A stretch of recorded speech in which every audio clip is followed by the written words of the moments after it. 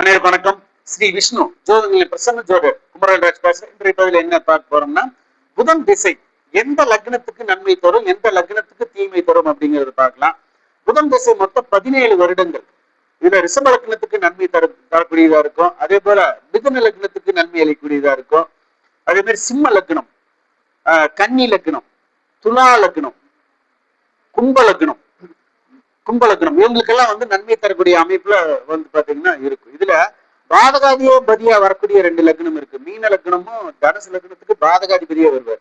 அவர் ஒருவேளை பாதகாதிபதியா இருந்து மறைவு ஸ்தானங்கள்ல 6, 8, 12 இருந்தோ, சாரநாதன் மறைந்தோ, இந்த மாதிரில அவர் திடீர்னு யோகத்தை கொடுக்கக்கூடியதா தான் இருக்குது. நல்ல ஸ்தானத்தை விட மறைவு ஸ்தானத்துல இருந்து அவரு பாதகாதிபதி மறைஞ்சிருக்கிறப்ப அது திடீர்னு ஒரு யோகத்தை தரக்கூடியதா இருக்கு. அந்த திசையில நல்ல பலன்கள் அமைஞ்சிடும். அதே போல கடகலக்கணத்துக்கு விரையாதிபதியாகவும் இருக்கிறதுனால பாதி நன்மை பாதி தீமை அப்படிங்கிற அளவுக்கு தான் இருக்கு. மற்ற லக்னத்துக்கு எல்லாம் நன்மை கிடைக்கும். விருட்ச லக்னம் இந்த மாதிரி லக்னத்துக்குலாம் ஓராவது நன்மைகள் கிடைக்கிறதுங்கிறது ரொம்ப கஷ்டமா இருக்கும். தீமைகளே உண்டானதா இருக்கு. ஏன்னா 11ஆம் அதிபதி 8ஆம் அதிபதினாலும் கூட அது விருட்சத்துக்கு பகை வேற இருக்கிறதுனால அதனால ரொம்ப எதிர்பார்க்க முடியாது அந்த திசாக்கள். அதனால இந்த லக்னக்காரர்களுக்கு எல்லாத்துக்குமே புதன் நன்மை செய்யக்கூடியதா இருப்பார். சரி, நன்மை செய்யக்கூடிய இடங்கள்ல அவர் எந்த மாதிரி இருக்கணும்? அவர் புதன் திரிகோணங்கள்ல இருக்கணும். 1, 5, 9 இருக்கணும். அதே மாதிரி கேந்திரங்கள் இருக்கணும். 1, 4, 7, 10 கேந்திரங்கள்ல இருக்கணும். அதே போல பணபரஸ்தானம் 2, 11 பணபரஸ்தானத்தில் இருக்கணும். இதெல்லாம் இருந்தாவே நன்மைதான்.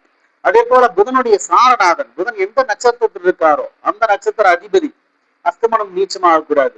அதே போல புதனும் அஸ்தமனம் நீச்சம் இருக்கக்கூடாது. இந்த புதன் அஸ்தமனம் நீச்சமானாலும் பிரச்சனை தான். அந்த வலு கிடைக்காது, திசால முழு நன்மைகள் கிடைக்காது. அதே போல சாரநாதன் அஸ்தமனம் நீச்சமானாலும் மறைஞ்சாலும் 6, 8, 12 மறைஞ்சாலும் அந்த முழு பலன்கள் கிடைக்காது. புதன் 6, 8, 12 மறைஞ்சாலும் முழுமையான பலன்கள் கிடைக்காது. அப்ப நல்ல ஸ்தானங்கள் இருக்கிறப்ப அந்த 17 வருடங்களுமே இந்த லக்னத்துக்கெல்லாம் யோகத்தை தரக்கூடியதா இருக்கும். பாதகாதிபதியினுடைய 2 லக்னம் மட்டும், தனுசு லக்னம் மீன லக்னம் மட்டும் பாதகாதிபதியா வருவார். அவரு மறைவு ஸ்தானத்தில் இருக்கிறது அவங்களுக்கு நல்லது. அவரு பலவீனமா இருக்கிறது திடீர்னு ஒரு யோகத்தை கொடுக்கக்கூடிய, அது முழுமையா கிடைக்காது. ஒரு தடவை செய்யறதே பாத்தீங்கன்னா திசா புத்திகள்ல ஏதோ ஒரு புத்தியில நன்மை செய்யக்கூடியதா திடீர்னு ஒரு நன்மைகள் கிடைச்சிடும். அதனால அது 17 வருடங்கள் நன்மை கிடைக்கும்னு நினைச்சக்கூடாது. அது பாதகாதிபதி திடீர்னு நன்மைகள்ங்கிறது இந்த 17 வருஷத்துக்குள்ளான ஒரு காரியத்தை நல்லபடியா வெற்றி அடைய செஞ்சிருவார். இந்த மாதிரி புதன் தசை நல்ல யோகங்களை கிடைக்கக்கூடிய இடத்துல இருந்துச்சுன்னா அவங்களுக்கு இடங்கள் வாங்குறது, கல்வியில நல்ல உயர்வு கிடைக்கிறது, பதவிகள் வர்றது, பொருளாதாரத்துல ஒரு வளர்ச்சி அடைகிறது, குடும்பத்துல கடன் பிரச்சனை எல்லாம் தீரக்கூடிய அமைப்பு, அதே போல சொத்துக்கள் நிறைய வாங்குறது, இதெல்லாமே வந்துடும். அதே போல எழுத்து சம்பந்தப்பட்டதோ கலை சம்பந்தப்பட்டதோ இதெல்லாமே புதன் நல்ல பலமா இருக்கிறப்ப தொழில் எல்லாம் புது தொழில்கள் எல்லாம் உருவாகும். ஏன்னா புதன் தான் வியாபாரத்துக்கு உண்டானவரே. அதனால புதன் தசை ஒருத்தருக்கு நல்ல ஸ்தானம் இருந்தா அவங்க புதிய தொழில் தொடங்க ஆரம்பிச்சாங்க, அது வெற்றியை அடைவாங்க. ஆட்சி உச்சமெல்லாம் இருந்துச்சுன்னா வெற்றி அடைஞ்சிருவாங்க. பெயர் ஒரு நியமாகிற அளவுக்கு ஆயிடும். அந்த மாதிரி புதன் தசையில எல்லா நன்மைகளும் கிடைக்கும். நோய்கள் இருந்தாலும் கூட தீரும், நோய்கள் தீர்ந்துரும், செலவுகள் குறைவாக, சேமிப்புகள் பெருக. அந்த மாதிரி புதன் தசை ஒரு ஸ்தானத்தில் நல்லா இருந்துச்சுன்னா அவங்களுக்கு இந்த லக்னகாரத்துக்கெல்லாம் மிகுந்த நன்மை அளிக்கக்கூடியதா தான் இருக்கும்.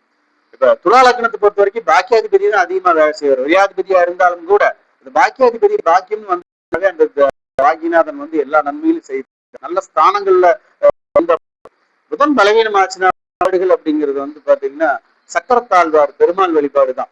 சக்கரத்தாழ்வார் அதிகமா வழிபட்டு வரலாம். சிவம்பு இருக்கிற சக்கரத்தாழ்வார் வழிபாடு செய்யறது. இதே மாதிரி பெருமாள் கோயிலுக்கு வார வெள்ளி புதன்கிழமை சனிக்கிழமை சென்று வழிபாடு பண்ணிட்டு வர்றது. அதே போல துளசி மாலை கொடுத்து வழிபாடு செய்யணும் புதன்கிழமை. சக்கரத்தாழ்வார் வழிபாடு தான் அவங்களுக்கு மெயினா புதன் திசையில இருக்கு. அதே மாதிரி மதுரை மீனாட்சி அம்மன் கோயில் பலவீனமாச்சுன்னா மதுரை மீனாட்சி அம்மன் கோயில் சென்று வழிபட்டு வருது. அதே மாதிரி திருவெண்காடு புதன் ஸ்தலம், அங்கு சென்று வழிபட்டு வருது. இதெல்லாம் யோகத்தை சிரமங்களை குறைக்கக்கூடியதா இருக்கும் அந்த வழிபாடுகள் அப்படிங்கிறது. இந்த பதிவு பிடிச்சுன்னா சப்ஸ்கிரைப் பண்ணுங்க, ஷேர் பண்ணுங்க, மறக்காம பெல் ஐக்கான் கிளிக் பண்ணிக்கோங்க. நன்றி, வணக்கம்.